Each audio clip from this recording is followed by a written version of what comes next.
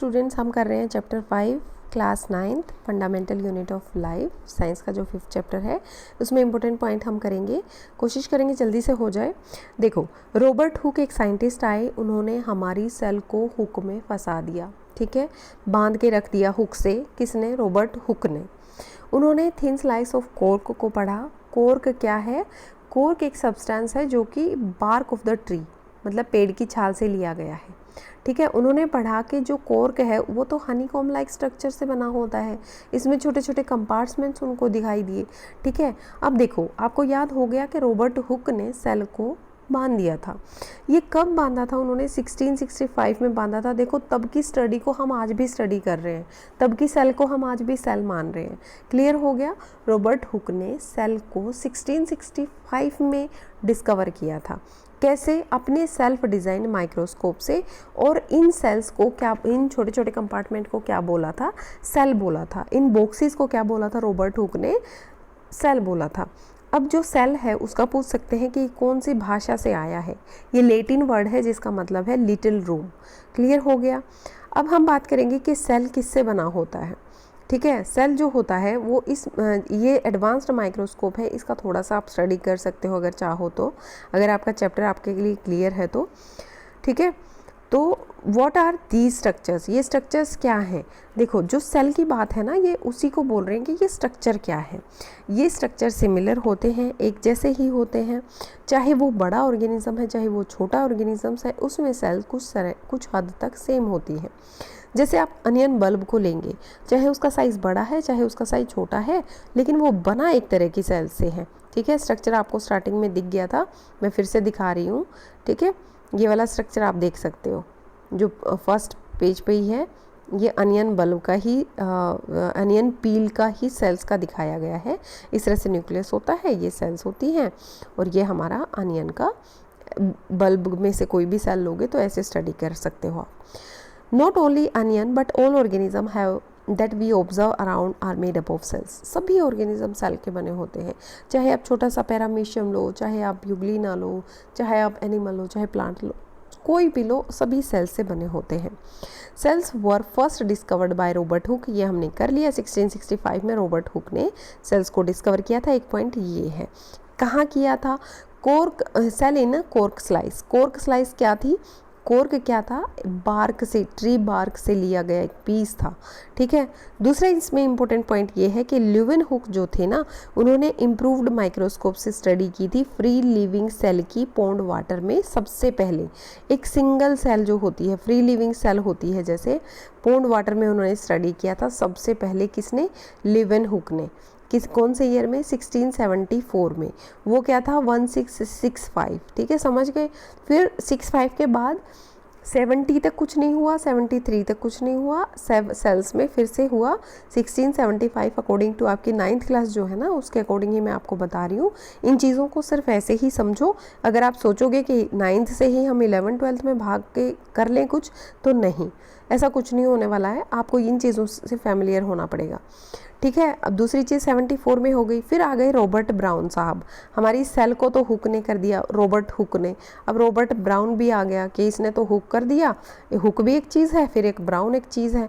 Brown क्या है? यहाँ पे न्यूक्लियस है। ठीक है, जैसे मैं आपको बता रही हूँ, जैसे मैं बोल रही हूँ, ये आपको याद करवाने का तरीका है। ये 1831 में हुआ। क्लियर हो गया? फिर उसके बाद हुक ने कर दिया, फिर ब्राउन ने कर दिया, फिर परकंजी आया। प्रोटोप्लाज्म की डिस्कवरी होनी थी, हमारी सेल की हो गई, फिर सेल के अंदर न्यूक्लियस की हो गई, सेल के अंदर फिर प्रोटोप्लाज्म भी होता है, वो परकंजी ने की थी।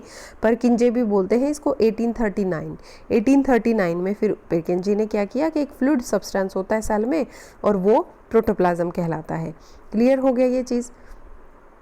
उसके बाद होता है इसमें सेल जो थ्योरी है वो प्रेजेंट की थी दो बायोलॉजिस्ट ने, एक स्केलेडन और एक सेवॉन।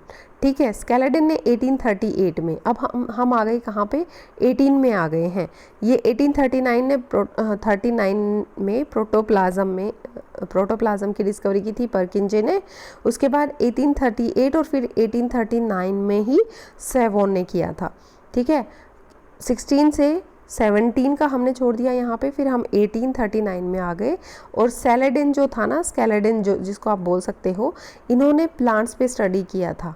कैसे याद करोगे, जो सेवोन है, एक स्वॉन एनिमल होता है, सॉरी एक बर्ड होता है, तो स्वॉन के हिसाब से आप कर सकते हो कि ये एनिमल से रिलेटेड है। 39 में किया था, और 39 में हमारा प्रोटोप्लाज्म भी डिस्कवर किया था किसने, पुरकिंजे ने। ठीक है, इसके बाद ये जो सेल थ्योरी थी, इसकी डिस्कवरी फर्दर एक्सटेंड कर दी वर्चो ने 1855 में। ठीक है, उन्होंने कहा कि भाई जो सेल होती है ना, वो जो पहले कोई सेल है उसी से बन सकती है, ऐसा नहीं है कि हवा में कोई सेल बन गई और आप ऑर्गेनिज्म खड़ा कर दो, नहीं। उन्होंने क्या कहा था कि सेल प्री एग्जिस्टिंग सेल से आई है। The invention of magnifying lens lead to the discovery of the microscopic world. देखो माइक्रोस्कोप कैसे आया, तो ये किसी ने मैग्नीफाइंग ग्लास से देख लिया कि भाई अरे वाह, इससे तो बड़ी चीज़ बन के दिख रही है, तो उन्होंने माइक्रोस्कोप को डिस्कवर किया। ठीक है, इसी तरह से डिस्कवरी हुई थी, जहाँ चाह वहाँ रहा, जहाँ आप पढ़ना चाहते हो तो आप पढ़ सकते हो। आप अपनी NCERT की बुक में दिल लगा के पढ़ो, आपको हर चीज़ आसान लगने लगेगी। It is known that a single cell may constitute a whole organism as an amoeba.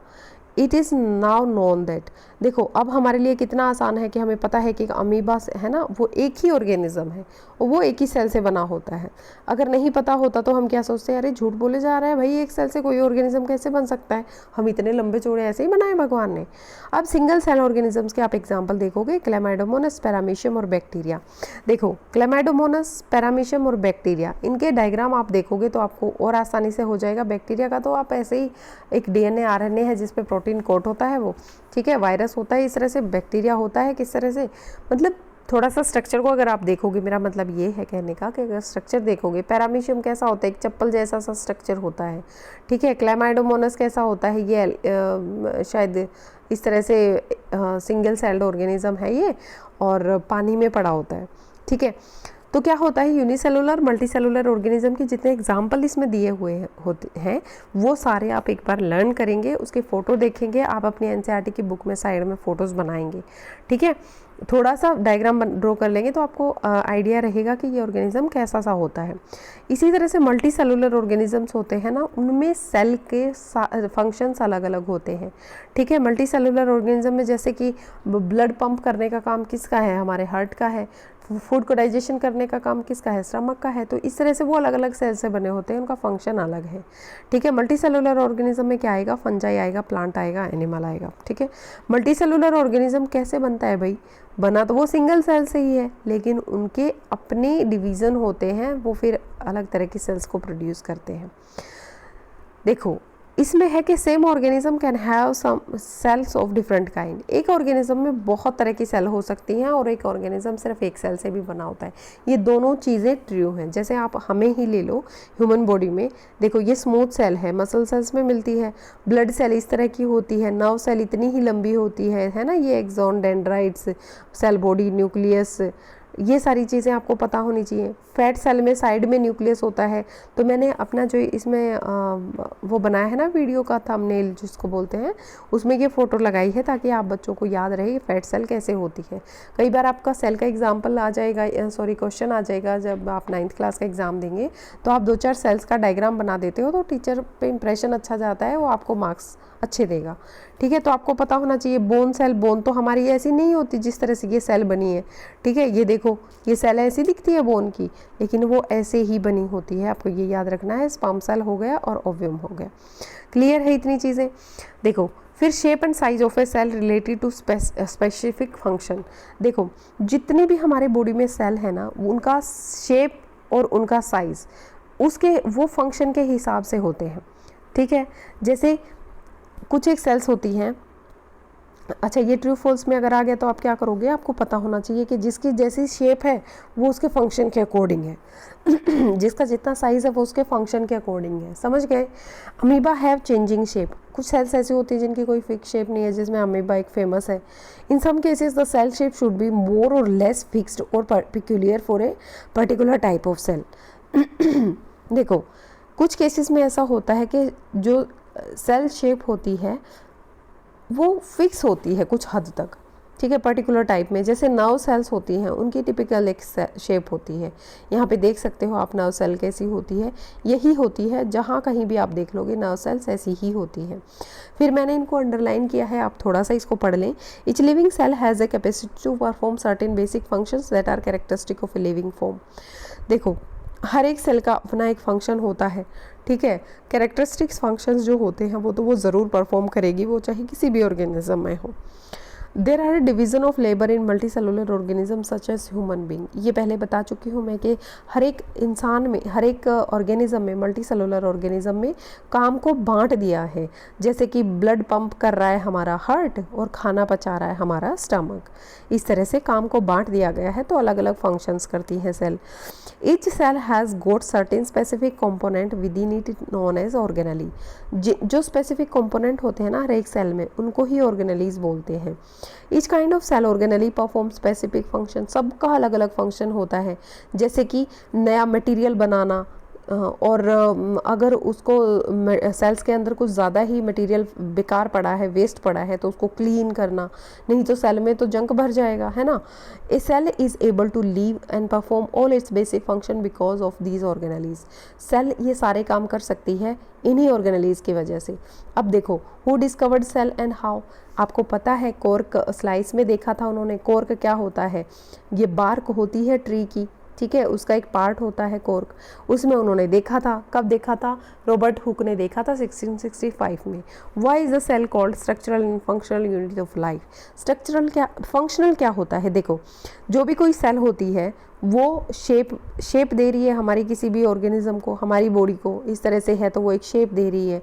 ये काम भी सारे कर रही है, इसके ऑर्गेनलीज इतने हैं, ये न्यूक्लियस है, ये काम कर रहा है अलग से, ये प्रोटोप्लाज्म अलग से काम कर रहा है, तो ये स्ट्रक्चरल तो है क्योंकि ये शेप दे रही है बॉडी को, है ना। एक स्पेसिफिक पैटर्न है बॉडी बनने का, और वो फंक्शन भी कर रही है, इसलिए वो फंक्शनल है, फंक्शनल कंपोनेंट है। तो हमने इंपॉर्टेंट चीज़ें क्या पढ़ी, हम फिर से एक सेकंड में रिवाइज कर लेते हैं इसको।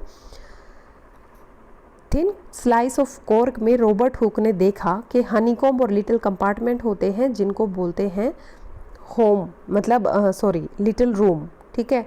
इन छोटे छोटे बॉक्सेस को क्या बोला है, लिटिल रूम, यानी कि सेल बोला है। लिटिल रूम कहाँ का वर्ड है, लेटिन वर्ड है। सेल एक लेटिन वर्ड है जिसका मतलब है लिटिल रूम, ठीक है। उन्होंने सेल्फ डिज़ाइन माइक्रोस्कोप से देखा था। एक चीज़ ये इंपॉर्टेंट पढ़ी थी हमने। फिर हमने ये सेल का डायग्राम आपको आना चाहिए कि किस तरह से सेल्स बनती हैं। अगर आपसे स्पेशली ऑनियन का पूछा जाएगा तो आप बता सकते हो। जो ऑर्गेनिज्म जिस सेल से बना होता है उसमें पूरे में ही वो ऑर्गेनिजम्स में वो चीज़ें मिलेंगी। जैसे अनियन बल्ब है, एक ही तरह की सेल से बना होता है, तो चाहे आप अनियन की पील लो या फिर उसका अंदर का पार्ट लो, वो उसी तरह की सेल से बना दिखेगा आपको, मतलब सेल का स्ट्रक्चर सेम दिखेगा।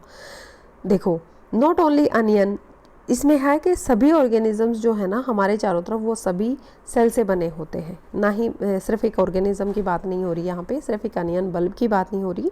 रॉबर्ट हुक थे जो फर्स्ट डिस्कवरी की थी उन्होंने सेल की 1665 में कॉर्क स्लाइस में, ठीक है। फिर लिविन हुक 1674 में आए, 9 साल तक सब आराम से बैठे रहे।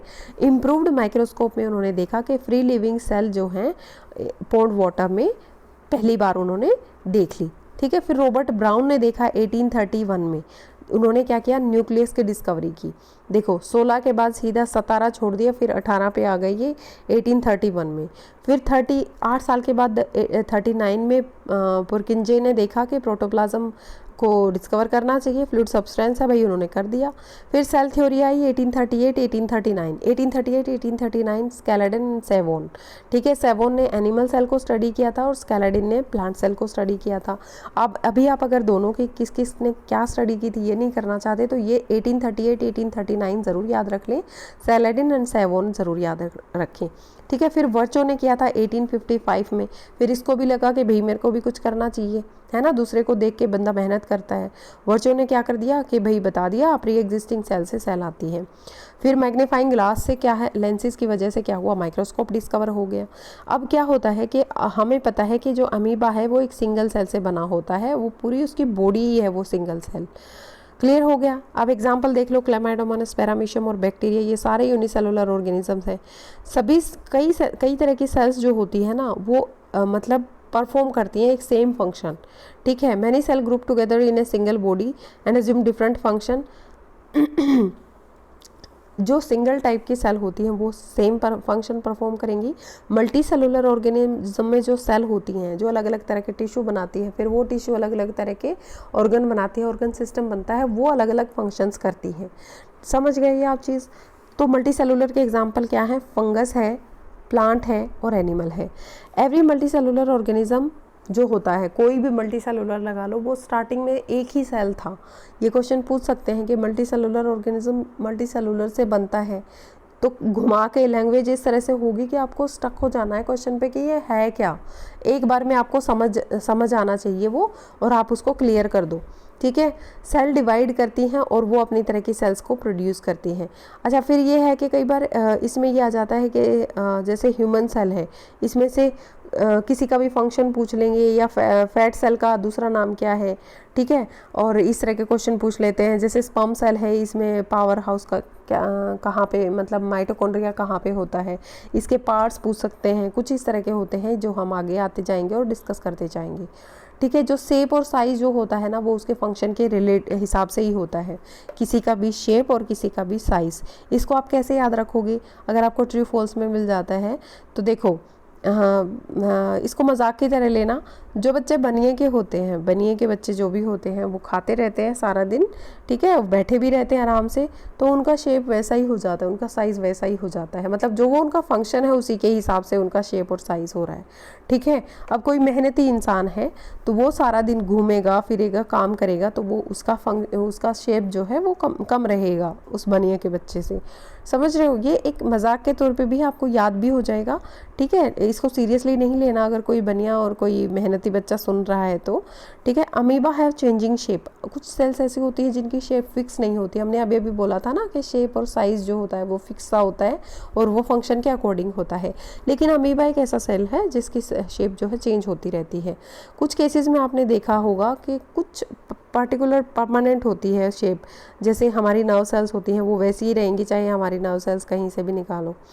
देखो, लिविंग सेल्स की जो कैपेसिटी होती है ना बेसिक परफॉर्म करने की, जो फंक्शन बेसिक होते हैं वो उस ऑर्गेनिज्म की बेस सेल भी परफॉर्म कर रही होगी। जैसे प्रोटीन सिंथेसाइज हो रहे हैं वहाँ पे, उसको कोई एक्सेस मटेरियल कोई पड़ा है तो उसको क्लीन करना है सेल को। जैसे हमारी बॉडी फंक्शन कर रही है, हमारी बॉडी में क्लीन करने के लिए हमारा डाइजेस्टिव सिस्टम है, ठीक है, वेस्ट मटेरियल को निकालने के लिए यूरिनरी सिस्टम है, लिक्विड फॉर्म में निकालने के लिए। इस तरह से हमारी सेल में भी कुछ ऐसी ही फंक्शंस होते रहते हैं। समझ गए? तो जो मल्टी सेलुलर ऑर्गेनिज्म होते हैं उसमें डिवीजन ऑफ लेबर होता है, मतलब काम का हिस्सा बंटवारा कर दिया कि भैया आपने ये करना है, आपने ये करना है। समझ गए? फिर उसके बाद है स्पेसिफिक कंपोनेंट जो होते हैं ना सेल ऑर्गेनेल्स को, स्पेसिफिक कंपोनेंट्स जो होते हैं सेल के, उनको ऑर्गेनेलीज बोलते हैं। कोई भी हिस्सा है सेल का उसको ऑर्गेनेलीज बोलते हैं, आप ये याद रखना। सेल ऑर्गेनेली का स्पेसिफिक फंक्शन होता है, हर एक ऑर्गेनेलीज को डिस्कस करेंगे हम चैप्टर में जैसे जैसे आएंगे।